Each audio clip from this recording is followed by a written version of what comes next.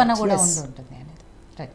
So Madhu గారు, BRS పార్టీకే major సమస్య ఈ ఎన్నికలు, బీఆర్ఎస్ పార్టీకే అత్యంత కీలకం అనేది. ఎందుకంటే సరే కాంగ్రెస్ పార్టీ అధికారంలో ఉంది, ఇంకా కొంతవరకు ప్రజలు వాళ్ళతోనే ఉన్నారు, 6 గ్యారెంటీలు అమలు చేశాం కాబట్టి ప్రజలంతా మా వైపే ఉన్నారనే ధీమాలో వాళ్ళు ఉన్నారు. బీజేపీ యాజ్ యూజువల్, కేంద్రంలో మోడీ గారు ఉన్నారు, ఈ 10 ఏళ్లలో అభివృద్ధి చేశాం కాబట్టి మాతోనే ఉన్నారు. బట్ ఎట్లు తిరిగి కూడా ఇక్కడ బీఆర్ఎస్ పార్టీ పరిస్థితి ఏంటి అనేది చాలా పెద్ద ఎత్తున చర్చ జరుగుతోంది. బీఆర్ఎస్ పార్టీ గత ఎన్నికల్లో ఓడిపోయింది, ఈ ఎన్నికల్లో కూడా అసలు కొంత కూడా ప్రభావం చూపించే అవకాశమే లేదు అని అటు విశ్లేషకులు చెప్తున్నారు. ఇప్పటివరకు పద్మ గారు అలాగే సతీష్ గారు చెప్పిన విషయం కూడా అదే. పోటీ వాళ్ళిద్దరి మధ్య ఉంటుంది తప్పితే అసలు బీఆర్ఎస్ ఎక్కడ పోటీలో కూడా ఉండదు. నిజంగా బీఆర్ఎస్ పార్టీ పరిస్థితి అలా ఉందా? మీకు అట్లా అనిపిస్తుందా మేడం? ఇప్పుడు మేము ఏమంటున్నాం అంటే మేడం, గత ఎన్నికలల్లో తిప్పి కొడితే 8 ఎమ్మెల్యే టికెట్లు వచ్చినాయి. గతంలో పోలిస్తే బీజేపీకి ఒక 4 ఎంపీలు వచ్చినట్టుంది. అంతకుముందు ఒక ఎమ్మెల్యేనే వచ్చింది. వాళ్ళు ఎట్లా ఊహలలో ఉన్నారంటే అసలు మొత్తం మేమే కొట్టేస్తాం, మాకు బీఆర్ఎస్తో పోటీ లేదని వాళ్ళు అంటారు. 1.8%, 8-5% ఓటింగ్ వచ్చినటువంటి కాంగ్రెస్ పార్టీ 6 నెలల్లో ఏం చేసిరని కాంగ్రెస్ పార్టీ కోటేయాలి మేడం? వీళ్ళు కూడా బీఆర్ఎస్ పార్టీతో మాకు పోటీ లేదంటారు. మేము చెప్తున్నాం ఈ 2 పార్టీలు కూడా తెలంగాణ రాష్ట్ర ప్రజల ఆకాంక్ష పక్షాన మాట్లాడే పార్టీలు కావు. ఈ రెండింటి పక్షాన కేసీఆర్ గారు గతంలో పోరాటం చేసినాం. ఇవాళ మేము కాంగ్రెస్ పార్టీని కూడా నిక్కచ్చి గడుతున్నాం అన్న చెప్పినట్టు. మీరు ఏదైతే 5 గ్యారెంటీలు అమలుపరిచారు అంటారో ఈ 100 రోజుల రెఫరెండంతో ప్రజల మధ్యలోకి వెళ్ళండి.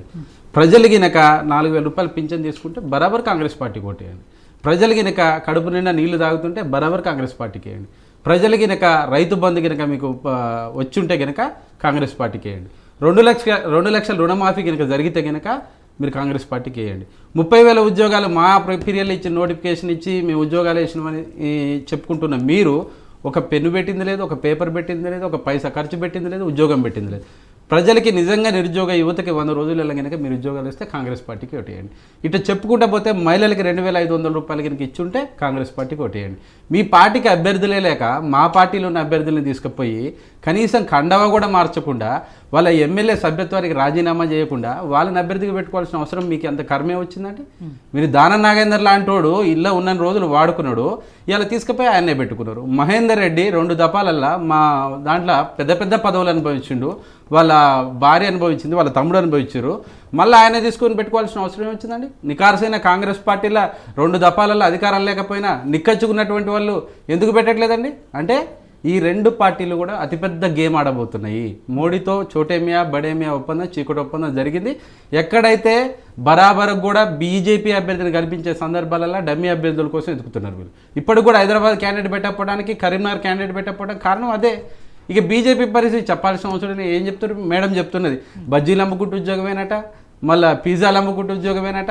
ఉద్యోగాలు అయ్యా మేడం మేము అనుకున్నది యావత్. మేడం మీరు ఇక్కడ నన్ను మాట్లాడిన తర్వాతే చెప్పాలా? నేను వీరు కాదు, కేంద్ర మంత్రులు మాట్లాడేది. ఇది నేను చెప్పేది మేడం గురించి కాదు. ఒక కేంద్ర మంత్రి సాక్షాత్తు బజ్జీలు అమ్ముకునే ఉద్యోగాల గురించి చెప్పింది కాబట్టి మేము చెప్తారు. మీ నాయకత్వం ఒకటి ఉంటే కింద వాళ్ళు కూడా అట్లనే ఉంటారు. మేము చెప్పేది ఏంటంటే చదువుకున్నటువంటి భారతదేశ వ్యాప్తంగా ఉన్నటువంటి నిరుద్యోగులకి ఉద్యోగాలు ఇవ్వాల్సిన అనేది దేశం చేయాల్సినటువంటి ప్రధానమంత్రి చేయాల్సినటువంటి చెప్పినటువంటి మాట 2 కోట్ల ఉద్యోగాలు. ఇలా హైదరాబాద్లో మేడం 40 లక్షల మంది వచ్చి బతుకుతున్నారు. హైదరాబాద్లో ఉత్తరాది నుంచి దక్షిణాది నుంచి ఏదైతే బీజేపీ కాంగ్రెస్ పరిపాలిత ప్రాంతాల్లో ఉన్నటువంటి వాళ్ళంతా కూడా ఇక్కడ సెట్ అవుతారు. బీహార్ తీయండి, జార్ఖండ్ తీయండి, ఇక్కడ ఏ ప్రాంతం నుంచి వచ్చి మనకాడ కూలీలుగా బతుకుతున్నారు. ఈ 10 ఏళ్లలో టీఆర్ఎస్ ప్రభుత్వం తెలంగాణ నుంచి గల్ఫ్ కార్మికులుగా పోయిన వాళ్ళ పరిస్థితి ఏంటి? టీఆర్ఎస్ గవర్నమెంట్ వచ్చినాక వెనక్కి వచ్చారు మేడం. పాలమూరు వరుసలు ఆగిపోయినాయి. ఇక్కడ ఎందుకు రాలే? మీరు తీయండి, లెక్కలు తీయండి. ఇట్లా చెప్పొద్దు మేడం, నేను చెప్తున్నా స్టాటిస్టిక్స్ ప్రకారమే చెప్దాం. తెలంగాణలో వచ్చినటువంటి అప్పుల గురించి మాట్లాడుతారు. రేవంత్ రెడ్డి గారు 19,000 కోట్లు అప్పు చేస్తే 3 నెలల్లో మేము చేసిన అప్పు గురించి మాట్లాడుతారు. ఇవాళ నరేంద్ర మోడీ గారు ఎంత అప్పు చేసిండు మేడం? గత 14 మంది ప్రధానమంత్రులు చేయనటువంటి అప్పుని ఇవాళ నరేంద్ర మోడీ గారు ఒక్కరే 60 లక్షల కోట్ల పైన అప్పు చేసిండు. మరి మీరు చేస్తేనే అప్పు. ఇదే కేసీఆర్ గారు చేస్తే తలసరి ఆదాయంలో భారతదేశ వ్యాప్తంగా మొదటి స్థానంలో ఉన్నటువంటి జీడిపి తీసుకున్నప్పుడు కూడా తెలంగాణ నెంబర్ 1 రాష్ట్రంగా ఉంటే దాని గురించి మాట్లాడరు. మీరు మాత్రం మీరు ఏం చేసిరని తెలంగాణ రాష్ట్ర ప్రజలు ఇలా బీజేపీ అభ్యర్థులు కాంగ్రెస్ అభ్యర్థులు కొట్టేయాలని మేము అడుగుతున్నాం. మేము ఇప్పుడు కూడా అడుగుతున్నాం క్లియర్. వీళ్ళకి కూడా క్యాండిడేట్ లేరు, బీజేపీ క్యాండిడేట్లు. ఇళ్ళ నుంచి పోయిన వాళ్ళే అల్ల క్యాండిడేట్గా తీసుకోవాల్సినటువంటి అవసరం బీజేపీకి ఏమొచ్చింది అంటున్నాం. ఈ 2 కూడా ములాఖత్ పార్టీలు మేడం. బరాబర్ కూడా తెలంగాణ రాష్ట్ర స్వప్రయోజనాల గురించి మాట్లాడాలన్నా, తెలంగాణ నీళ్ళ గురించి మాట్లాడాలన్నా, తెలంగాణ హక్కుల గురించి మాట్లాడాలన్నా, తెలంగాణకు సంబంధించినటువంటి ఏ పార్టీ వాళ్ళు కూడా వాళ్ళు జై తెలంగాణ అనరు. నరేంద్ర మోడీ పరిస్థితి ఎట్లుందో దేశం అంతా అర్థమవుతూనే ఉంది. అక్షింతలు అడ్డం పెట్టుకొని రాజకీయం చేసి రేపు పార్లమెంట్ ఎన్నికలు గెలవాలంటే తెలంగాణ అంత చిన్న అలాంటి ప్రాంతం కాదు మేడం, ఇది చైతన్యం ఉన్నటువంటి ప్రాంతం. ఉద్యమం చేసినాం, బరాబరుకు కూడా మాకు వచ్చింది అతి తక్కువ ఓట్లు. మేము దాదాపు 6,000 ఓట్ల లోపు 14 స్థానాలను ఓడిపోయినాం. మరి మేము ఎందుకు వెనకబడిపోతాం మేడం? వీళ్ళిద్దరికంటే కూడా కాంగ్రెస్ బీజేపీ కంటే కూడా బలమైన నాయకత్వం ఇలా పోరాటం చేస్తున్నాం. ఇప్పటి వరకు కూడా కాంగ్రెస్ పార్టీని 100 రోజుల అమలు మీద గట్టిగా బీజేపీ ఎక్కడ పోరాటం చేస్తుంది మేడం?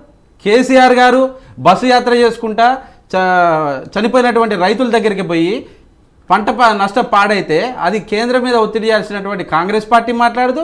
ఇక్కడ ఉన్నటువంటి కాంగ్రెస్ పార్టీ మీద 100% కూడా వీళ్ళు మాట్లాడరు. కవిత జైలుకు పోతే బరాబర్గా రాహుల్ గాంధీ గారు ఏమంటారు మేడం? రాహుల్ గాంధీ గారు వచ్చి అరవింద్ కేజ్రీవాల్ అది మద్యం పాలసీ అనేది లేనే లేదు, అక్రమంగా చేసిరంటు. ఈ రేవంత్ రెడ్డి గారేమో బరాబర్ కూడా లిక్కర్ పాలసీ చేసిరని ఇక్కడ మాట్లాడుతారు.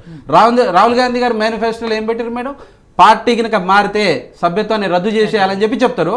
అదే వేదిక మీద వెనక తెల్ల వెంకట్రావును దానా నాగేందర్ని పెట్టుకొని రేవంత్ రెడ్డి గారు కండవ కప్పుతారు.